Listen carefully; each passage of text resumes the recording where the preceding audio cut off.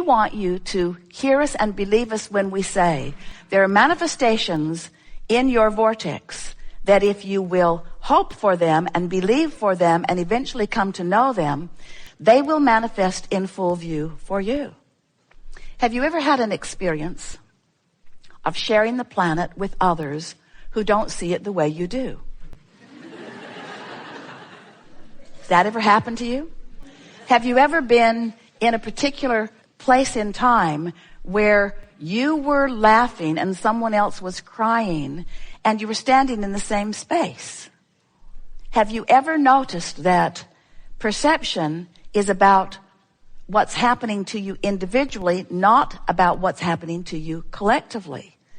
But if you are able to drum up enough attention to the collective from CNN does a good job of it and so forth, that the individual perspective is then skewed by the larger perspective, then you begin feeling much the same way, and then you begin having more and more of the same experiences. That's really what economic tides are about. So we think what we're really talking about here today, are you with us so far? Mostly? Yeah, mostly you are. We think that what we're talking about is what manifestation really is. What is manifestation? What is it? Is it the new car that you just drove home, or the one that you hope to do soon? Is it the house on the beach? Is it the relationship that you've been yearning for? Is it the pile of money? Is it the empire you're trying to build? Is it the perfect business environment? What is a manifestation? And we notice that often when you think about manifestation, you're thinking about those things or those experiences, those pinnacle, peak kind of things, those life-changing things. Oh, I want to create, or I want to manifest this kind of lifestyle, or this kind of relationship, or this kind of work experience, or this kind of meaningful, life-fulfilling experience.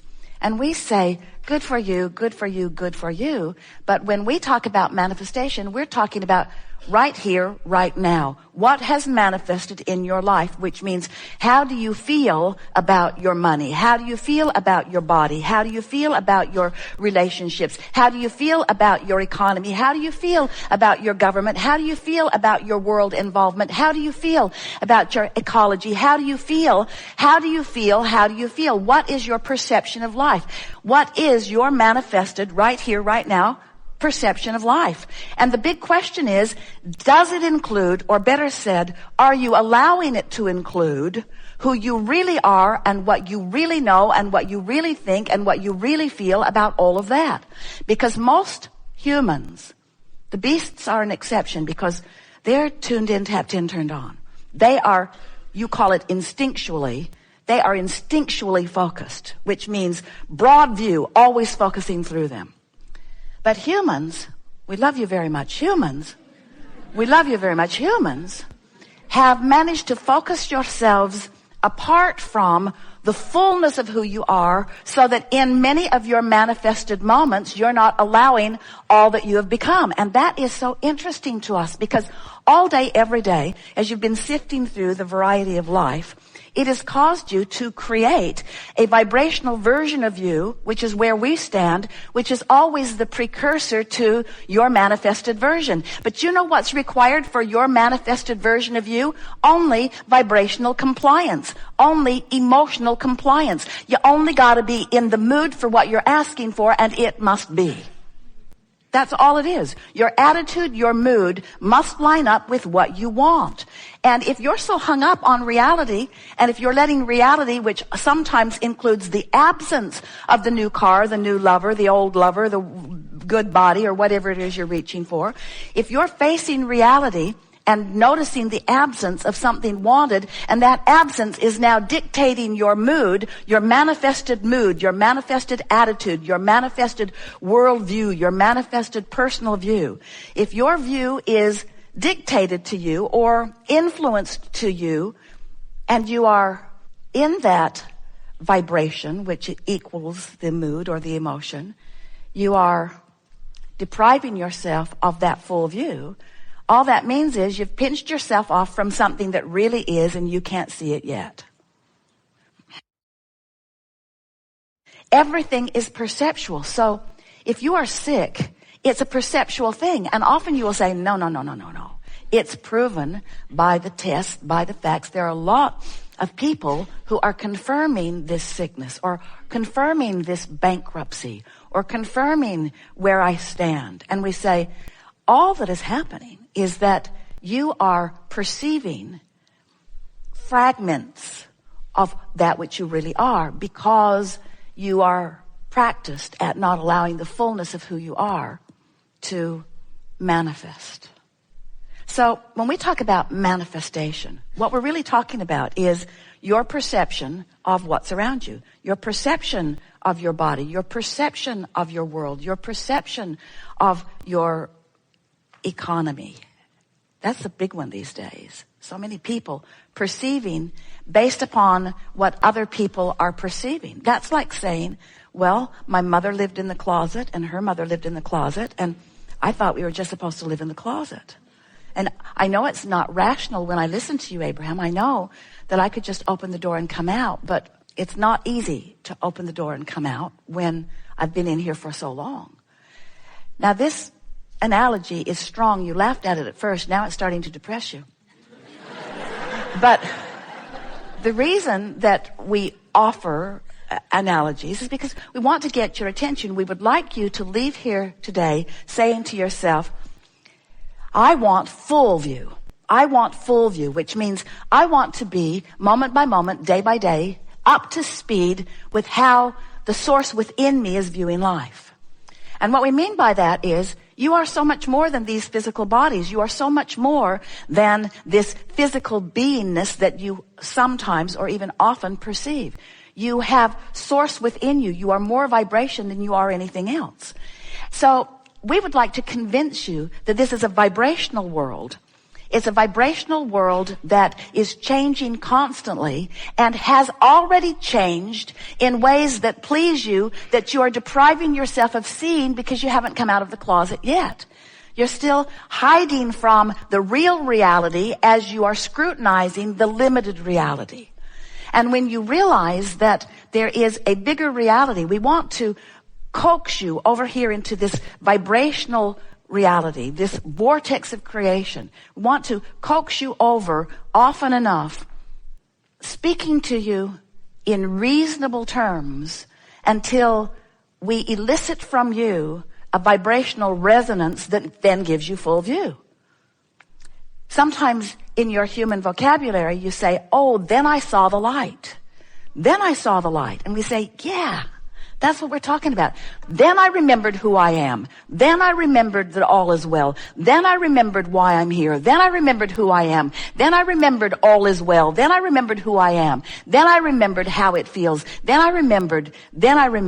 And it's a visceral memory. It's a lighthearted memory. It's a all is well memory. It's everything is good memory. It's that it doesn't matter what appears to be through my screwy, limited, self-inflicted interpretation of manifestation. If you knew what we know, and at some level you do, if you knew that if a desire exists, it can be manifested, then wouldn't the promise of that manifested desire make it worth the unfulfilled yet desire if you really knew? Yes. So what's the holdup? How is it that you don't really know? How is it that you can live life and hatch a desire or a whole bag full of them, and even though they have not yet come into full blossoming, see it, hear it, smell it, taste it, touch it, fruition, you sometimes lose sight of the promise of it because the reality of the absence of it is so obvious? Is that what it is? So you're hung up on what is. Is that what you're telling us? Are those the words we just put in your mouth? Yes. Those are the words we just put in your mind. Because what is, you like what is, don't you? You like what is. Why do you like what is so much? What is it about this manifested moment that is so intoxicatingly important to you? What is it about what is? Well, it's because you can decipher it so fully. All of your physical senses are observing it. So you're seeing it and hearing it and smelling it and tasting it and touching it. And you say, this is reality. And we say, it is. It is reality. It is a manifestation point. Because as you're being in your now, everything that you are perceiving through all of your senses, and let's talk about the sense that you hardly ever talk about, that is the most important sense of all, and that is your emotional sense.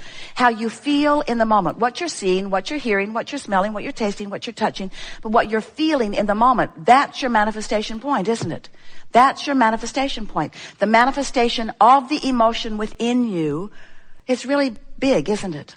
And we think that that's why your now has you so captivated. And we're not trying to talk you out of being captivated by your now.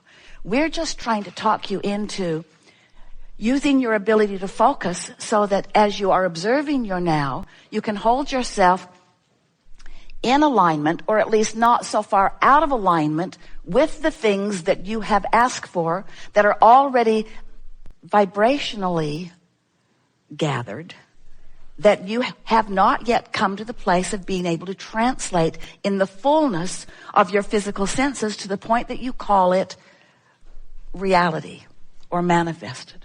Everything that is matter is a very long-standing and therefore very evolved, that's why we use the term sophisticated thought. And you have to understand, this is really good, we've not been here before. This time-space reality that you all acknowledge is tangible, seeable, hearable, smellable, tastable, touchable. It wasn't just thought into being. It is held into beingness by continuous thought. Have you ever seen how an abandoned house disintegrates? Yeah. Isn't it interesting? Stood there all those years. The wood held up. The curtains held up. And it isn't because the bugs moved in, friends. It's because attention was withdrawn from it. So the holding of it in its reality ceased. Make sense? You like that. That's good. Leading edge. So we'll say it again so that we can come back to this powerful place. This matter, this tangible, seeable, hearable, smellable, touchable reality that you all are enjoying so much wasn't just thought and then forgotten. It was thought and is remembered. Remembered by those of you who are present and calling it forward, and remembered by those like us who are focused through you into it, you see.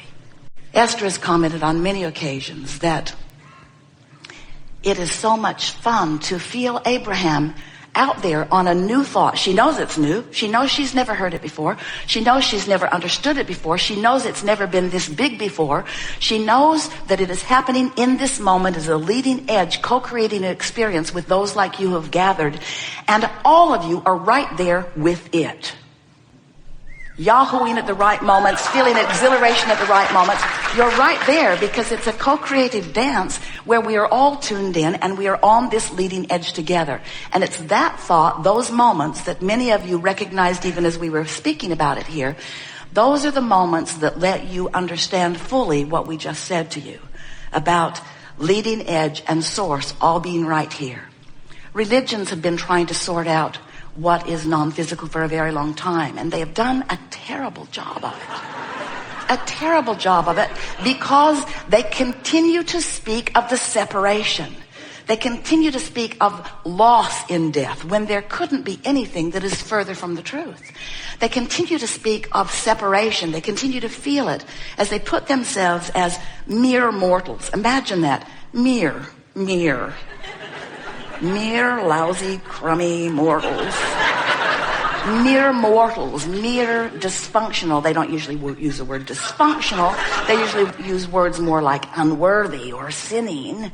Mere, crummy, rascally mortals who are here in order to suffer